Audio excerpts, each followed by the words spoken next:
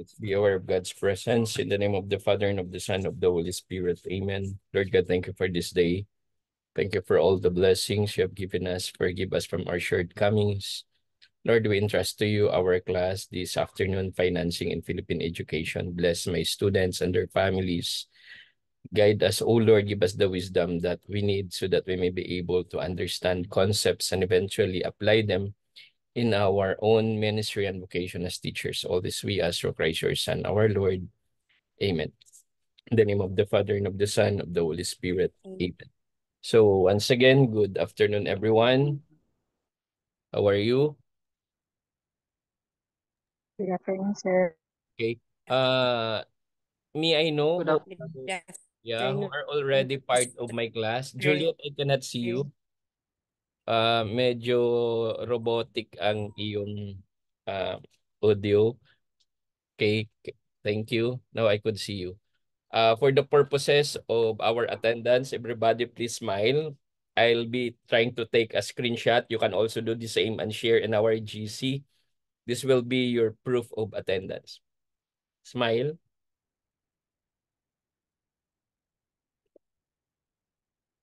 Okay. So this class is Financing in Philippine Education. Kyril, you are my student in what subject? Anong subject pa kita estudyante? Um, sa loss in Philippine education, Doc. So this is your Loss in second subject. Philippine. Yeah, this is your second subject with me. Okay. Who Yes, else Doc. have other subjects with me aside from financing in Philippine education? Meron pa ba or si ano lang, si Kyril lang? Okay. So to proceed, before we proceed to our orientation, let's have our uh, short introduction. Just tell us, okay, your name, where you are affiliated with, your expectation from the class, maybe what year are you in, okay, and then I will do the introduction towards the latter part. I'll be introducing you to the subjects and some of the things we need to discuss in this class. I will call you according to my screen. So from my screen, I could see Antonieta. You could start. Hello, Doc. Good afternoon. Good afternoon, everyone. I'm Antonieta Tagyamon. Now I am affiliated with, I am an LSA teacher in the DepEd in the schools division of Dipolog City. And then this is my second semester already in Master's in Education.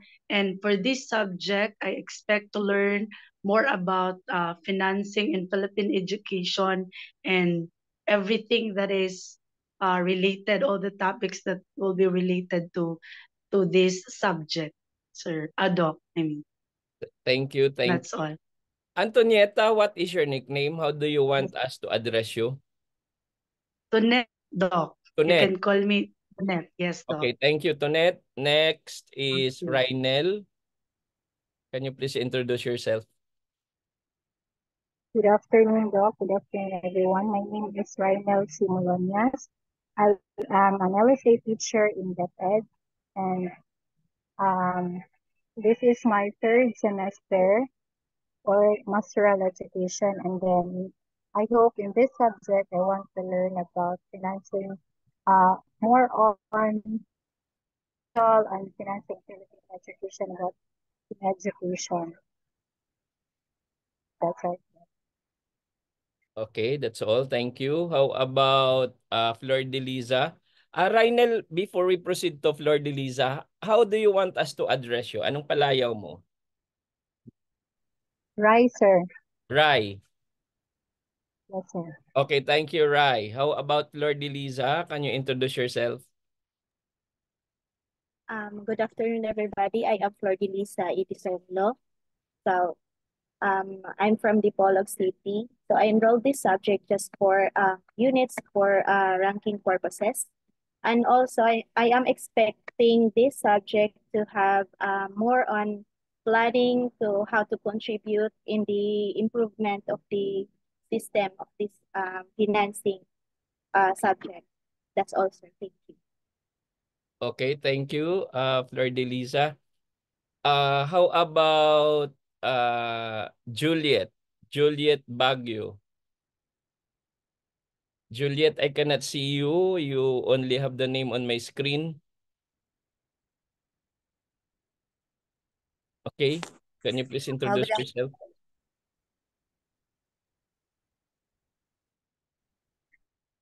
Good afternoon, everyone. Good afternoon, Doc. I'm Juliet Bieber at Sawang National High School, and I want to learn more about financing education. Then I am in the third semester of the masteral, Doc, and my nickname is Yet. That's all, Doc. Thank you, Yet. Now, Kyril, your turn. Once again, good afternoon, everyone. Doc, good afternoon. So, we've already met yesterday. So, anyway, I am Kyril Amies. You can call me Kai or Kyril will do. I am 25 next this coming Saturday. So I first kuan as 25 years old from Titay, Zamboanga, Sibugay. That's all. Okay, thank you, Kai. We're not supposed to meet this Saturday synchronously, but because it's the birthday of Kyril, so we will meet, magpapakain daw siya, lilipad ako dyan sa Dipolog. I'm just kidding. But I hope you enjoy. Lahat naman kayo taga Dipolog. Virtual party lang po. Okay, so you could actually go to the place of Kyril, magpapakain daw siya kasi birthday niya. Okay, so Virtually, today Doc. I am Dr. Leonilo Bicapolso, as you could see in the screen. I'll be handling, one of the subjects I'll be handling will be financing in Philippine education. Okay, I used to be in the academe, okay, bago ako nag-resign sa DepEd ng 2021 for almost 2 decades. So I've been teaching both in the government and private schools for 20 years. Now I am the president and CEO of Beyond Books Publication that caters book publication, international magazine publication, international journal publication. We also have our international organizations. All this you need in the Department of Education. So even after our class, if there are some needs or some of your friends are needing publication needs, or you just approach me or the staff of Beyond Books Publication, they are very much willing to help you. Or you can invite us in your school, no, to give some capacity building on research, on publication, and other needs that you might have. Now, aside from the publication, I am also in the School of Law. Ako ay nag-aaral ng batas. At later on, you would realize some important concepts and situations that actually are connected with financing when it comes to education. I am also a husband to my wife who is at my back. She is Dr. Sherilo Lagman Capulso. She is a doctor of medicine and she's an occupational health physician. No? Siya yung doktor ng mga kumpanya at mga doktor. I am a father of one, Iliana. So kung nakita nyo yung Facebook page ko, alam nyo na kung sino yung anak ko. And Dr. Lactam is a good friend of mine, and Dr. Nat, your president, is also a good friend of mine. Wag nyo na lang sabihin, but I was actually offered to become the dean of the graduate school last year. But because of the distance, I am from Pampanga, you are from Dipolog. So mahirap ako'y lumipad palagi. Ang pwede lang akong lumipad ng mabilis kapag hating gabi. I am originally from Capiz, no, Ilonggo ako. But I've been here in Pampanga for almost 7 years or 8 years. We have a new classmate in our Zoom before we proceed. Salim, can you introduce yourself very quickly? We cannot hear you, Salim. Hello? Hello, Doc. Good afternoon. Hello? So my name is, yes, Doc. Go ahead. My name is Salim Islia Piala. No, I am 28 years old and I am assigned here in Cebuco district. So I am on my 3rd year in service po, Doc. Okay, thank you, thank you. How do you want us to call you, Salim? Ano yung palayaw mo? Sir Neil po, or tawag nila sa akin dito. Sir Nel. Yes Bakit, po, Doc. bakit Nel? Salim Ah, Islia. Dahil sa... Hadi Daniel. Okay, Hadi Daniel. So kaya Niel. Okay. Yes. Kayo ba ang salita nyo Bisaya or Ilonggo? Bisaya. Bisaya po, Doc. Okay. Yes po, Doc. Ako, I could understand Bisaya, pero hindi ako marunong masyado magsalita ng Bisaya. Pero I could understand Ilonggo. I could speak Ilonggo because I am from Rojas City. Actually, kababalik ko lang, after 23 years, I met my classmate in college. We graduated in education in 1997. O siba, after 27 years, nagkita-kita kami. Anyway, so handa na kayo. Handa na kayong magpadugo dito sa financing in Philippine education. May I ask, no, before we proceed to our orientation, pakitaas nga ng kamay yung lumabas na ng bansa. Yung lumabas na ng bansa. Yung nag-abroad na. From your group. Mayroon nang nakalabas ng bansa dito. At Tunet, nakalabas ka na ba ng Pilipinas? How about Rai? Hindi pa, sir. Ikaw, Rai? Hindi pa, sir. Wala pa. Bakit ko tinatanong? Halimbawa, bigla kayong lumabas ng bansa, a-attend kayo ng international conference at nagbakasyon or magbakasyon lang kayo. Alam nyo ba, yung unang hahanapin sa inyo ay travel order. Okay? Sabi ko sa inyo, ako ay nag-aaral ngayon ng batas. Ang classmate ko ay deputy commissioner ng dadaanan nyo kapag lumabas kayo ng isang bansa. Bureau of Immigration. Alam nyo bakit kayo hinahanapan ng travel order kapag kayo ay sa gobyerno or sa DepEd? Do you have any idea? Flor de Liza, ikaw, may idea ka ba bakit hinahanapan kayo ng travel order kapag kayo ay government employee? O gawin natin very specific, Flor de Liza.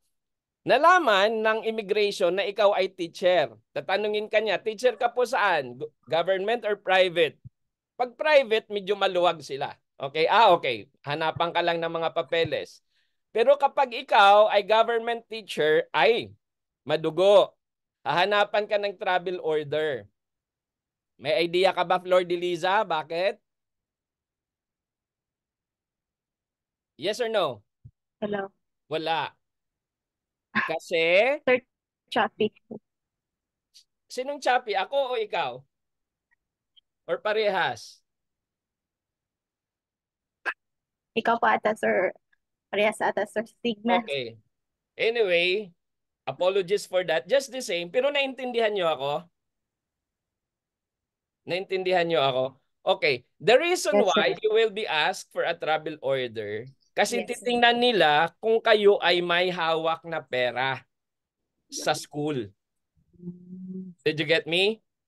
So kapag ikaw ay PTA president or PTA secretary or ikaw ay principal, superintendent, or anyone who has managerial or leadership posts who are actually connected to monetary or financial considerations in your school or in your station, kailangan mo magpakita ng clearance.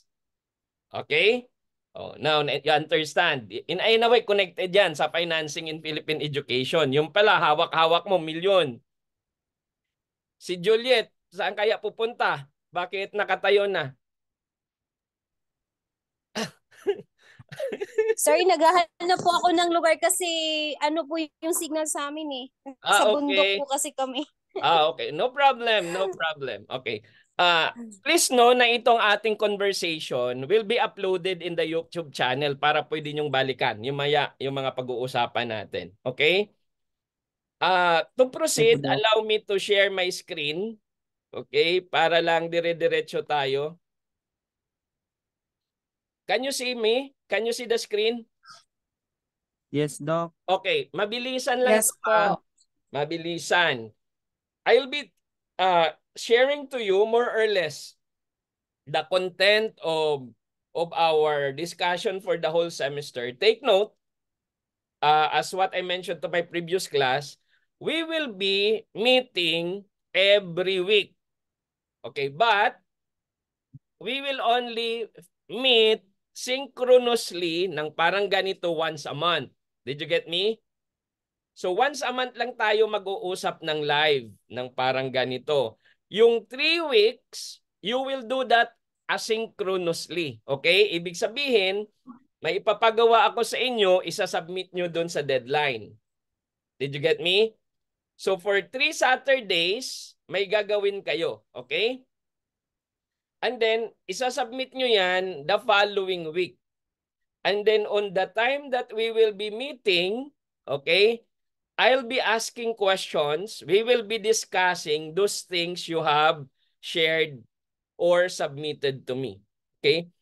As to your output, okay, you will be asked to make a PowerPoint presentation, an essay, a reflection paper, a recorded presentation, or anything that would evidence your performance in my class. Okay? Naintindihan? Now, just at least para lang makita nyo ano yung mga pag-uusapan natin. So, for the course description, so this course deals with basic concepts on financial budgeting, accounting, and auditing in educational institution. It is also concerned with the financial resources, analysis, legal aspects of educational policy, and administration as applied to education. So, generally, it is covered within 54 hours with a credit units of 3. But all these things will be discussed later on. Okay, so ano yung mga topics? Pwede kayong mag-screenshot, no? Actually, nasa inyo na to, di ba? Nilagay ko sa ating discussion sa Zoom. So, we will be discussing some canon of taxation, approaches to taxation, legal basis of education. Dito, medyo mahaba-haba yung babasahin nyo. Okay? 1, 2, 3, 4, 5, 6. Lalong-lalo na yung the Constitution of the Philippines. Hindi nyo naman babasahin yung buong Philippine Constitution. Baka tapos na yung semester, hindi pa kayo tapos magbasa. Okay, you will only look into the most essential provisions of the Constitution connected to education, especially on financing. And the rest are actually, they are special laws, okay? Special laws because they are outside of the Constitution, but they are just the same connected to education. Debt alternative delivery mode, that's what we are doing. Government assistance to private education, okay?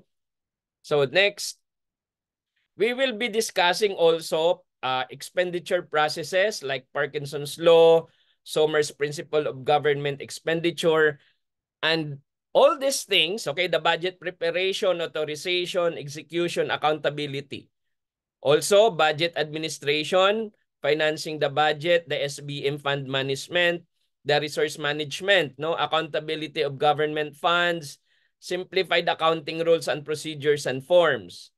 And then we will also be discussing the production of education, the concept of cost and cost analysis, theoretical approaches to resource allocation, decision-making models, and your final exam. Actually, according to the memorandum given by the school, this is what I've been mentioning to you, your expected performance task in my class is oral presentation, that is reporting. Okay? at least 2 written major exams, so midterms and finals. You have to have a research paper. By now, alam nyo na sa buong Pilipinas, lahat ng nag-aaral sa graduate school is required by CHED to make 1 research per subject. So yung research nyo ay hindi lang pang thesis writing. Ngayon, kailangan na kayong gumawa ng isang research per subject. Pero wag muna kayong mag-drop sa klase ko. Okay, wag muna mag-drop. Sabihin nyo, sir, magre-research din kami sa klase mo. Malay nyo, sasabihin natin, opo, pwede naman tagdadalawa. Halimbawa, si Juliet at si Flor de Liza, isang research lang. Si Kyril at saka si Rainel. O kaya, kung hindi naman research, it could be a synthesis, nakalagay naman dyan. Diba? Capstone, or kaya a case study, etc. Okay, we will be discussing that. And then, this is it. As to our meeting, we will be meeting synchronously once a month. Parang ganito. Okay? Pero yung the rest of the weeks, di ba dapat 4 na weeks. 4 na Sunday tayo per month. Isang Sunday lang, mag-uusap tayo ng ganito. Every Sunday, following Sunday, it will be asynchronous. Kaya kailangan nyo lahat pumasok sa ating Google Classroom. Okay? Doon ko ilalagay yung task for the week. Halimbawa, magbigay ako mamaya, dapat nakasubmit na yan next Sunday. Otherwise, hindi na yan tatanggapin ng Google Classroom. Pero kung mayroon kayong valid reason bakit hindi kayo nakahabol sa deadline, ang deadline natin palagi ay Sunday ng 12 midnight. Pag 12:01, sasarado na yan si Google Classroom. So kapag may pinasubmit ako sa iyo next Sunday at hindi mo submit, 0. Okay? So yung grade nyo ay doon lang nakasalalay sa inyong performance task. By now, you are all teachers, you know better. Okay? That will also serve as your attendance kasi nga, halimbawa, next Sunday, hindi tayo mag-meet personally pero may task kayo. Pag hindi mo na-submit, Sunday, yung task mo this week, absent ka next Sunday. Unless mayroon kayong valid reason. Okay tayo doon? Okay, so I think that's it for the orientation now. Unless you have some clarification, I am now listening. Ano yung Okay, you can now raise your questions. May mga gusto kayong i-clarify. Anyone? Okay. We will end in 10 minutes. And then the rest of the discussions will be in the GC or in our Google Classroom. Flor de Liza, do you have any clarification? Okay ka na? Rainel, do you have any clarification? Pag wala, thumbs up lang. Thumbs up. Okay, goods. Kyril, may tanong? Goods na. Juliet? Doc, ano po, yung regarding po dun sa research na sinasabi nyo po, ano po yun? Yung tungkol din po yun sa topic, ay sa subject natin po. Yeah, Actually, bibigyan ko kayo ng option kung gusto nyo ba gumawa ng research. Halimbawa, gagawan mo, Juliet, ng research yung finances ng mga schools sa district mo. Ano yung mga naging problema, mga financial problems encountered by the school connected to the subject. Okay? Halimbawa, di ba, familiar kayo doon sa MOOE? Di ba? Di ba alam natin may MOOE? Pero bakit palaging may mga reklamo yung mga magulang? Ba't ang dami namang pinapa-contribute? O di ba may budget naman yung eskwelahan? Di ba may tinatanggap naman kayo galing sa gobyerno? So, pwede nyo kasing tingnan ano yung mga sentiments ng mga magulang o kaya pwede nyo din tingnan yung mga naging problema ng eskwelahan. O kaya pwede nyo din tingnan, pag ikaw ay principal, maging principal ka halimbawa, Rainel, balang araw, alam mo maliit lang yung inyong MOOE, pero ang daming needs sa eskwelahan, no? Ang daming needs ng mga bata. What are other means na pwede mong gawin para magkaroon ka pa ng additional finances doon sa eskwelahan in order to sustain the needs of the students. Did you get me? Pwedeng ganun. O kaya, pwede kayong gumawa instead ng research, pwede kayong gumawa ng case study. Yun yung final. Malay nyo, yung inyong final requirements, yun na din yung final exam nyo. O di ba? So gusto nyo ba yun? Yung final requirements yun na din yung final exam. O pag maganda yung final requirements mo, 100 ka. O ikaw. Ikaw ba, Juliet, gusto mo 100 na grade sa financing in Philippine education?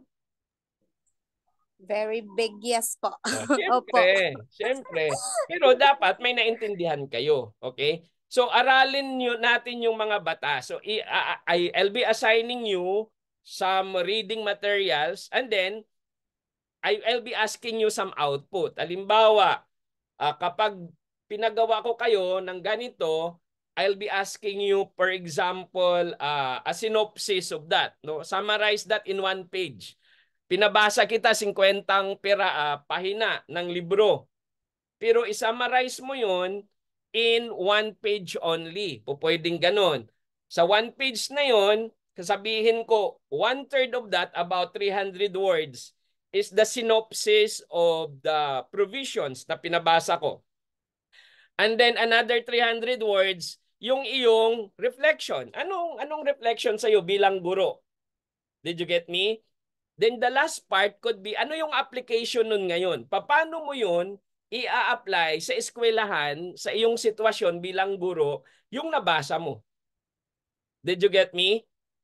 Did you get me? O kaya yung inyong binasa, mayroong similar na issue doon sa eskwelahan. Okay? So ano yung natutunan mo doon sa binasa mo in relation to your situation now in school? Ano yung pwedeng maging output mo? Ano yung proposal mo ngayon? So, because of what I read, ito yung mga pwedeng gawin. No? I will make a letter of recommendation to my principal or to my area coordinator on how to address the issue. Kasi ito yung natutunan ko sa graduate school. Did you get me? That's the purpose of studying into graduate school. Ang graduate school, marami yang benepisyo. Una, kailangan mo yung graduate school for career progression. Gusto mo ma-promote. Kailangan mo din yung graduate school for professional development para mas marami kang alam. Okay? Kailangan mo din yung iyong graduate school para makatulong ka sa komunidad at sa lipunan. Did you get me? At how do you do that? You publish your work. Malay mo, yung mga nangyayari pala sa inyo dyan, Neil, yung mga financial problems in schools that you experience in your school is not only isolated in your area. They are also the same problems encountered by schools in the Visayas or in Luzon. So by publishing your article, okay, not necessarily on my publication, you can have it somewhere else. Or you can just post it in your social media account or in your own website. Without you knowing it, you're actually influencing society.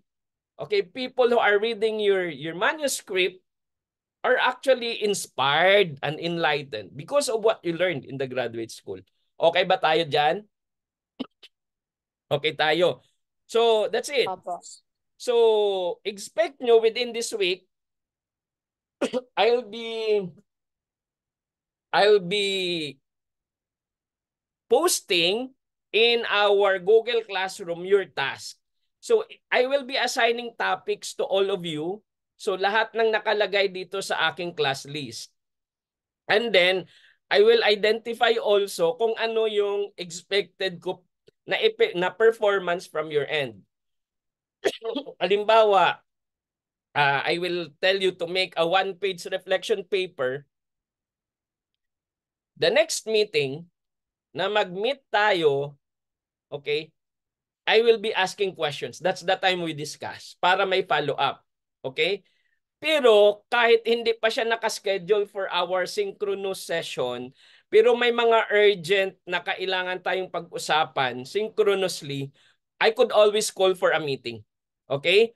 You should know that you are supposed to attend our meeting. Ngayon, alam ko ganito, 'di ba? Alam ko na mayroon din kayong mga pamilya. 'Di ba? Pag Sunday, for some, it is a time to be with their family.